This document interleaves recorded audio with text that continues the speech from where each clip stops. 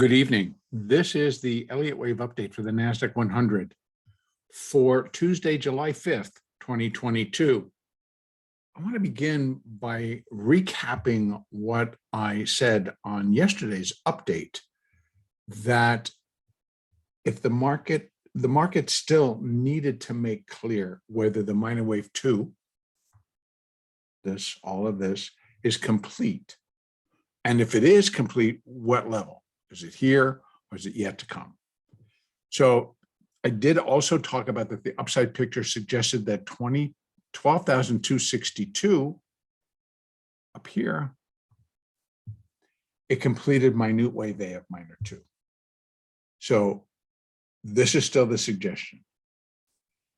And that the low at 11,351 completed wave B of minor 2. So that would suggest that what we have is a minor C wave, a minute C wave up to complete the minor 2.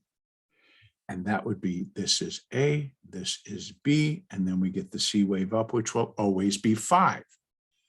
Let me drop down to that daily hourly chart and let's take a look at what did take place today.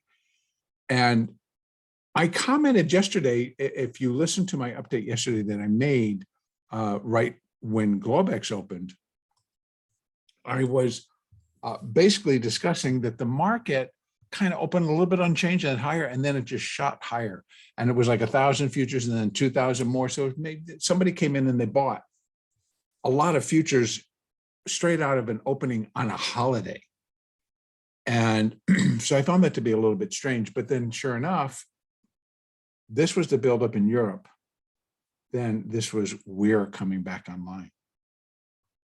So I think that this was part of Monday. It was a holiday, but yet there were still probably people that worked for the funds, that work for hedge funds, that work for mutual funds, that work in brokerage firms that needed to pay attention to what orders were coming in. And here's the reason that I didn't think of last night.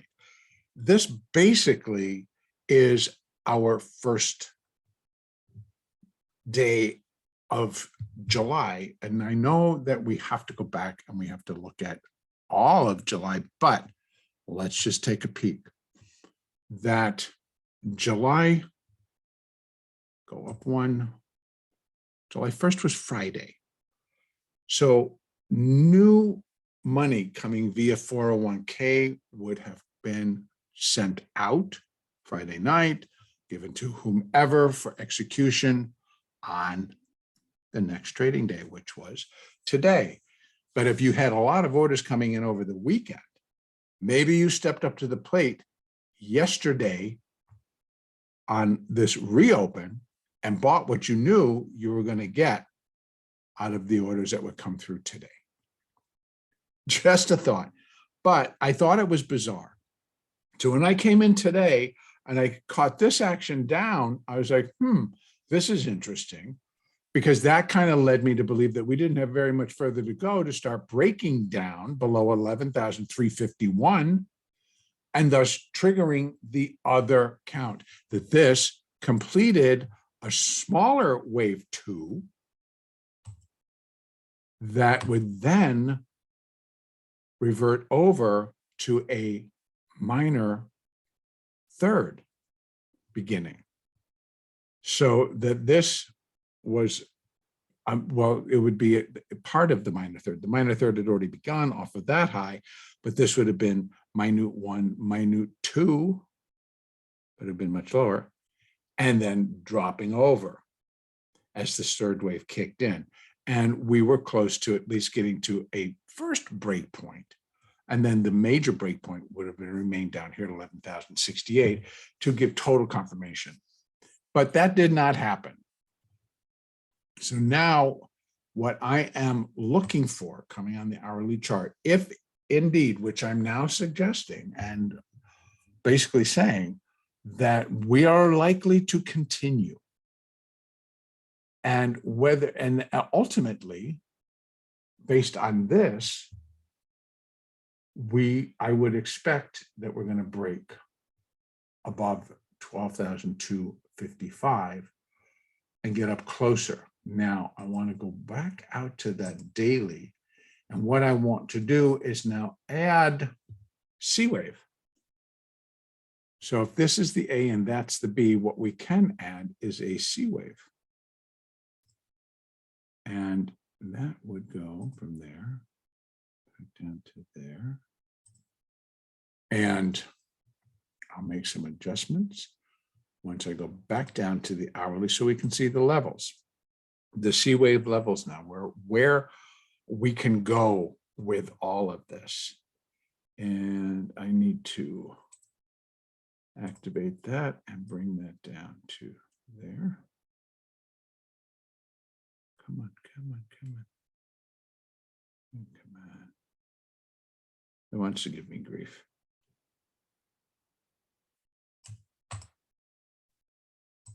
I'm going to leave it for right now. And this, I'll do it one time, see if I can't get that over to there a little bit cleaner. 55, and this is actually 62. Where are we? Oh, come on.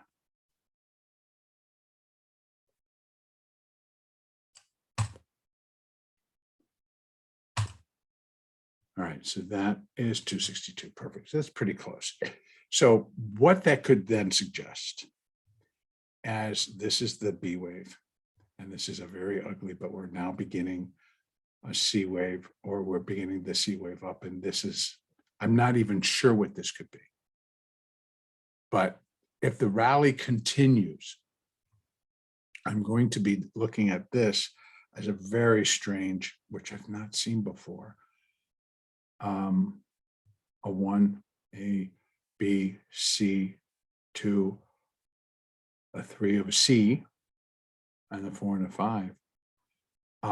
Very strange pattern, but I'm going to chalk it up to the future. I'm going to chalk it up to a thin market. I'm going to chalk it up to a lot of things. But the only choice that I can have is for when the market continues to push.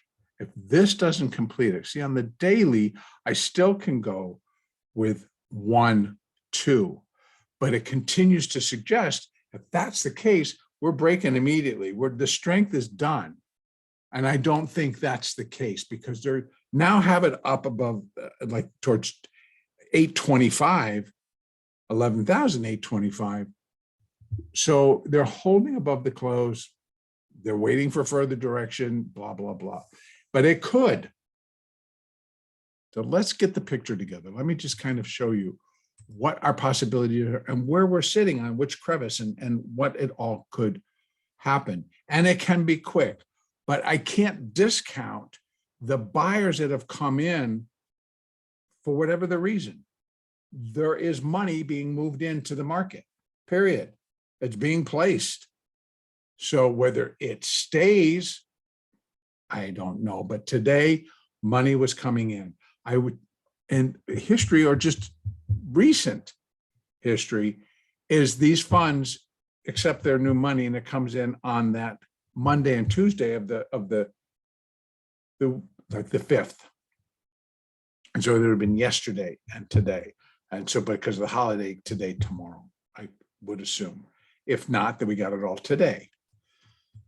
So there's a couple of things. If indeed it's going to be this C wave up, and this is A and this is B, then how do I make the market, what do I just think of it coming off of that low at 11,351? And that is the more difficult part. That's like trying to say, well, what is this then? A mess, which leaves it stronger on the hourly chart that this is going to be all of that minor 2, and this is 1 and this is 2, and which suggests that we drop. But it has to go. This anomaly, or whatever we want to call it, gets totally back taken over. So I'm not sure how, other than just to approach the market without a bias, to dictate how we continue to trade it. Okay, so with that in mind, no bias, If the market is going to continue to show strength, here are the resistance levels. We have it at 11,809, 810. Well, we're already there and past it. So next up would be 11,950, then 12,090, etc. 12,193, 12,200, and then 12,290. Once we start getting above there and we can do 5, now we're looking for the completion. Here is where wave C would be equal to wave A in this minor 2, and that's at 12,545. Could we do that by Friday? Yes, we can. And is there any other reason other than that's just where it's going to go? At this point, that may be all we get. New money coming in has got to be placed. Is there any reason to just turn and get totally bullish? I don't think so. If you're trading between now and Friday, possibly you might want to consider getting bullish. Possibly you might want to look at where premium plays will come in that favor the premium. And that's what's going to happen. And it could propel the market even higher until those premiums get back under control, so to speak. So again, without bias, the market does have upside potential. And I will trade it if it continues to move higher because I can pinpoint where levels may or may not come in. I can pinpoint both sides of my picture. So that would be the upside. And again, you're coming down and you're looking that it's moved above once again today. I talked about the Venus flytrap. Well, there it was, the trap, and then boom, it fell out of the trap. But you see that the mouth did not close. And this has nothing to do with technical analysis. So it came back up and now it's catching more, but they've managed to get past it and they might keep going. In which case, these will turn. We've now got the 8 above the 200 EMA. The 4 is above both the simple and the exponential. So it is pointing higher, but these still need to get above. On the hourly, these still need to get above. And they could. And then everything will be in alignment to go up, and then it'll change. But this was a very strong up day. Not as easy often to play on these shorter term charts. And depending, if you're trading the future, you had to sometimes sit through smaller periods of selling, which never really got too severe, but severe enough that you didn't want to hold the position. So, but the rewards were there today to the upside. If you were looking for anything else, you were disappointed. In any case, we might see the same thing tomorrow. It might slow down. It might come with the same intensity. But there's our story. On the downside, if this ends up being putting a 2 right there, and this is the start of the next larger leg down, then that would be 1. And we're looking for a total of 5. This would be 2, maybe a little bit more upside. And it could come to here or to here, to be honest with you. And maybe they do finish that off tomorrow. We get it back to 12,000 yet again. A week ago, we were there and we finished. We had to go through Friday pushing it into that level. We might do that again. For Friday, we push. Sunday, we walk in and we push a little bit more and then it dies. That would be a repeat pattern. This is what we're protecting to be able to trade it. We leave open as possibilities. Ultimately, this whole thing is corrective, whether that was the top, this is the top, or this is the top. The next move is very likely to be strong down. So how do you want to trade it? Well, I'll trade it day by day. I cover myself going up. I cover myself going down. It's not I'm covering myself. I'm putting parameters around.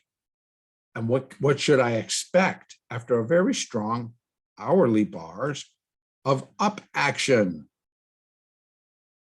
Well, I'd expect them to come in and start whacking it when they got down far enough to really kick it into gear and take it all back.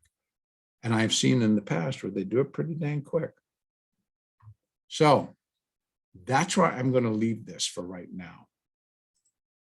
And our next update will be on Wednesday, the 6th of July.